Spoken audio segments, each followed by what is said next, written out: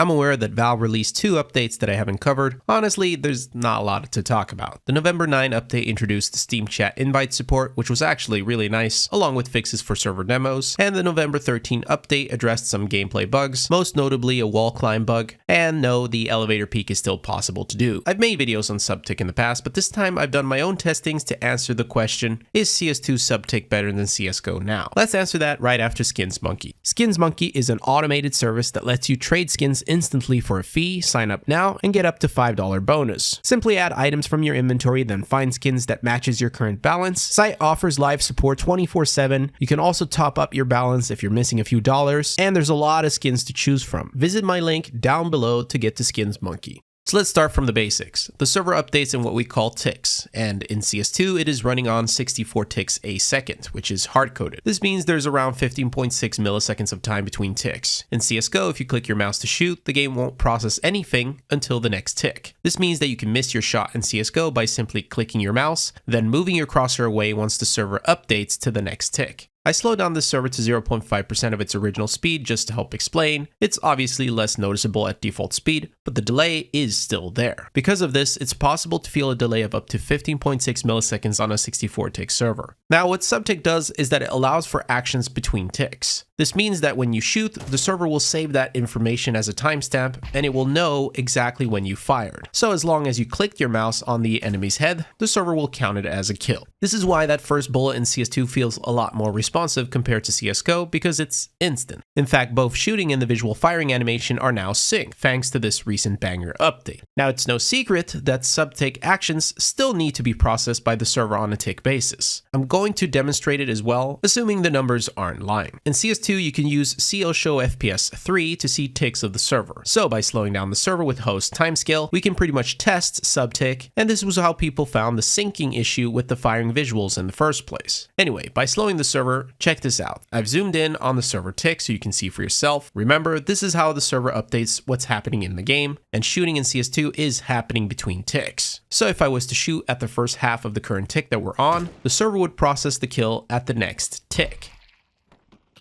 But if I was to shoot at the second half of the tick that we're on, then the server would process the kill not at the next tick, but the tick after that. Again, shooting is instant in CS2, but the time it takes for the server to show the results is different. And it also depends completely when you shoot in the tick. It's like the server is lagging behind. And I'm being nice, because it's not strictly speaking split perfectly in the middle either. The second half or part of that tick can be triggered very early, which is almost closer to being on the first half of the tick. For simplicity's sake, let's just think of the tick as 2 parts that completely change when the server processes your subtick actions. And remember, this is just based on my testings. I have no idea how the actual system works.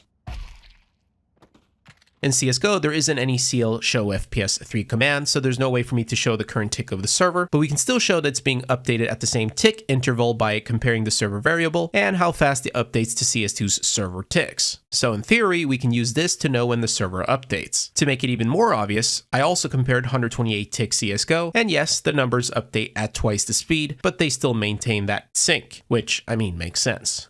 Anyway, to show you, in CSGO, like I said, it doesn't matter when you shoot, it will always process all of the information on the next tick. This means that on 64 tick, fastest wait time could be as close to instant. Notice if I'm shooting as close to the end of the current tick, it almost instantly jumps to the next tick with everything being processed there. This means shooting and also seeing the guy getting killed. But again, CSGO does not account for the exact timing of your shots, which subtick does, so that delay until the next tick still gives you the possibility to miss your shots. Alright, quick summary. While CS2 now offers instant shooting between ticks, the time from shooting to seeing the results of the kill can vary. CSGO, on the other hand, processes the entire thing on the next tick regardless, and it does it with a delay of up to 15.6 milliseconds on 64 tick. All this is obviously excluding additional lag. So is CS2 subtick better than CSGO? Well, in terms of just shooting and responsiveness, yes. It's hard to argue against subtick because the exact time of your action is recorded, so shooting will feel super responsive. But there's still a noticeable delay for the server to show the results of the kill, whereas CSGO doesn't have this delay. If you shoot someone at the end of the tick in CSGO, then everything, including the results, will happen almost instantly. But not just that, everything happens at the same time, so it doesn't feel as detached. Now, it can sound like I'm preferring CSGO over CS2, and that is not what I'm saying. I like both for different reasons. As of right now, that is just the nature of Subtick since the server is still tick-based, but I still think there's room for improvement.